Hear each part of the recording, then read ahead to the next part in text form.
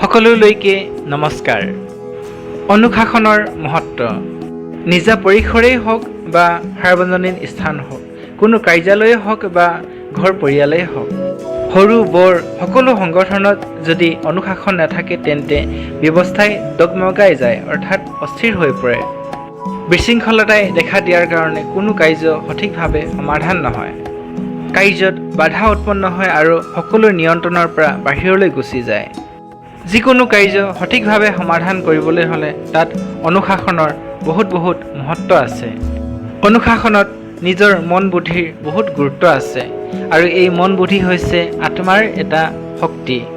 আৰু এই সূক্ষ্ম অনুৰ দৰে আত্মাই নিজৰ ওপৰত শাসন কৰাটোৱেই হৈছে অনুশাসন। নিয়মসমূহ পালন কৰা, মৰ্যাদাৰ ভিতৰত থাকি আচৰণ কৰা, কায়দা অনুসৰি কাম কৰা আদি সকলো অনুশাসন হয়। যেতিয়া ব্যক্তিয়ে নিজকে নিয়ন্ত্ৰণ কৰি ৰাখি সঠিক সময়ত সঠিক কাৰ্য কৰে, সেয়া হৈছে ব্যক্তিগত অনুশাসন। যেনে শুই উঠিব লগা সময়ত শুই উঠা, শুব লগাৰ সময়ত খোৱা, খাবৰ লগাৰ সময়ত খোৱা বা পঢ়াৰ সময়ত পঢ়া আৰু খেলা ধূলা কৰাৰ সময়ত খেলা ধূলা কৰি আনন্দ লোৱা আদি ব্যক্তিগত অনুশাসন। যেতিয়া কোনো ব্যক্তিয়ে সামূহিকভাৱে নিৰ্ধাৰণ কৰা বা নিশ্চিত কৰা নিয়মসমূহ পালন কৰে, সেয়া হৈছে সামূহিক অনুশাসন।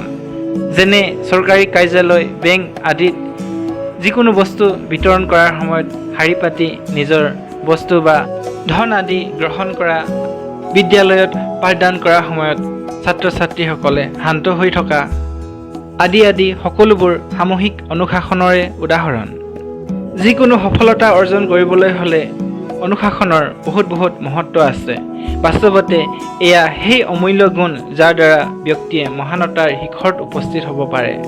এই গুণ ধাৰণ কৰিলে কাৰ্যৰ বোজা কম হয় আৰু পাতল বা অগধুৰ অনুভৱ হয়, কিয়নো সময় আৰু নিয়মতে কাৰ্য কৰি গৈ থাকিলে কামৰ দম নাবান্ধে। অনুশাসন গুণ ধাৰণ কৰিলে মানুহৰ ব্যৱহাৰত সন্তুলন আহে আৰু জীৱনৰূপী গাড়ী সঠিককৈ চলিবলৈ আৰম্ভ কৰে।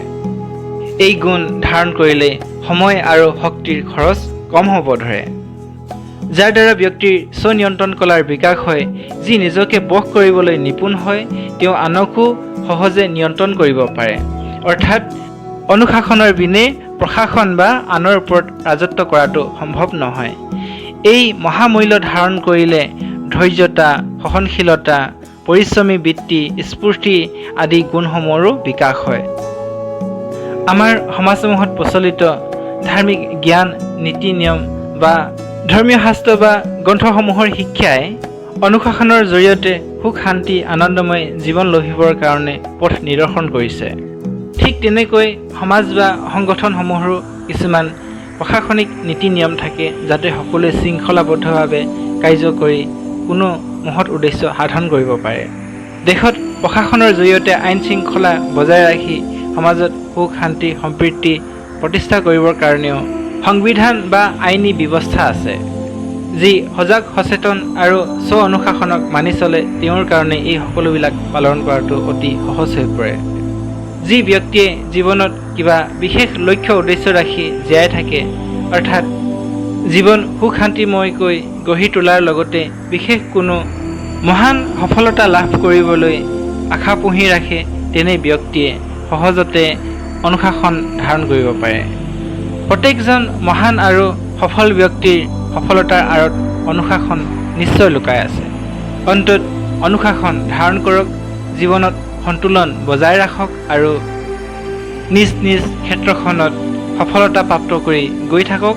এয়াই আপোনালোকলৈ আন্তৰিক শুভকামনা থাকিল। ধন্যবাদ।